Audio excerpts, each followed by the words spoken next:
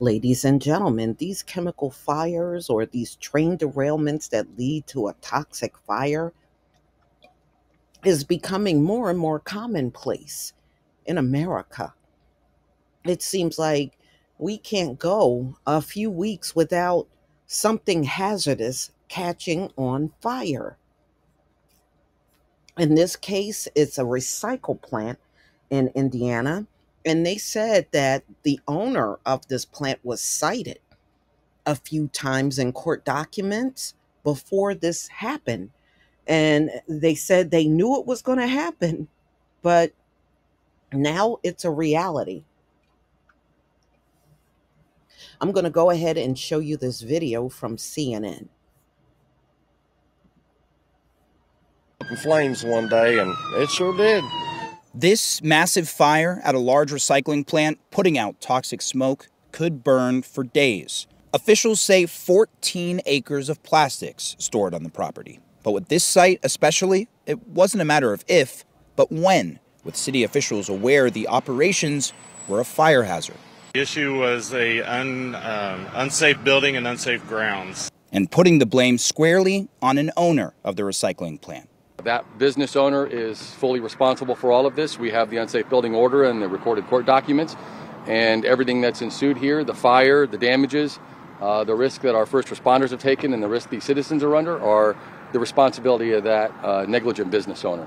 An evacuation order is in place for a half-mile radius. Around 2,000 residents ordered to evacuate, including one who lives at the heart of it. I can see from the debris that some of it was on fire, and it hit the trees, the tree line, and the trees immediately ignited. When she got the evacuation order, she didn't hesitate to leave her home. And when they said evacuate, I didn't have shoes on, I had socks on, and I left my purse, my shoes, I left a lot of things, personal things, at the house, and just got in the car and drove away. For health officials, their key concern now is hazards from the smoke.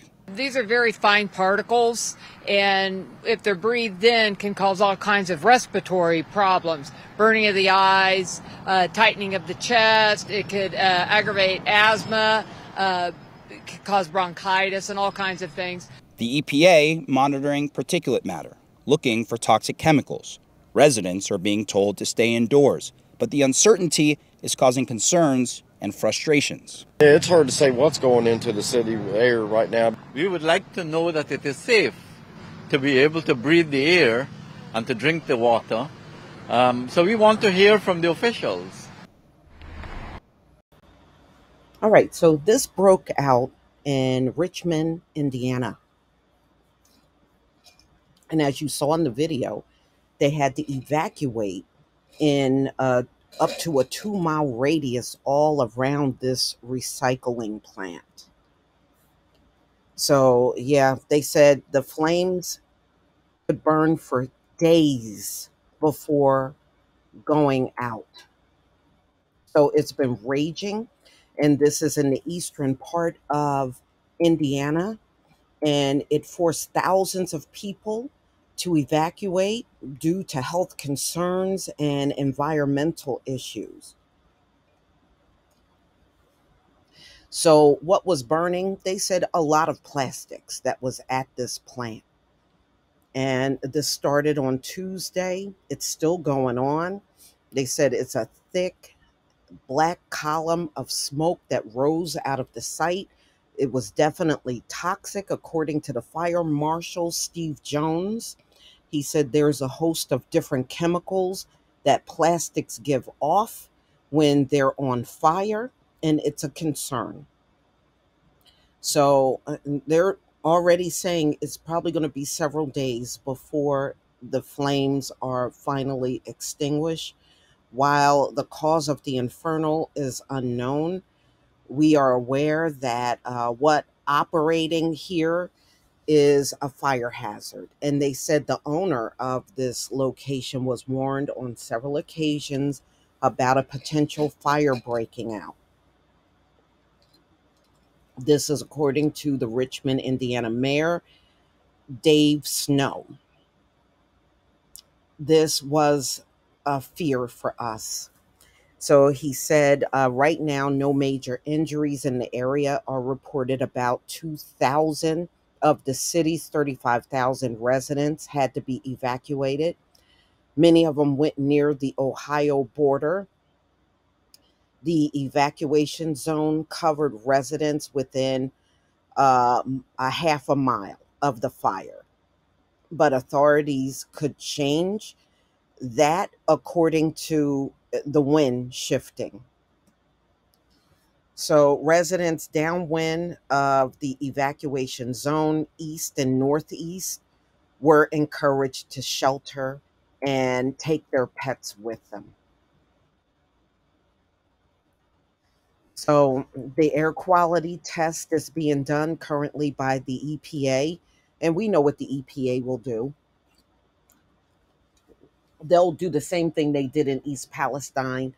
They'll claim that it's really not that bad, or it's within a certain range, or deny that there's even chemicals seeping into homes. You know, they do what the EPA does: deny, deny, deny. All right. So tests will continue to be done, and the EPA is collecting and measuring everything overnight from Tuesday into Wednesday, and it could possibly be longer than that by the looks of the chemicals that are coming out of there.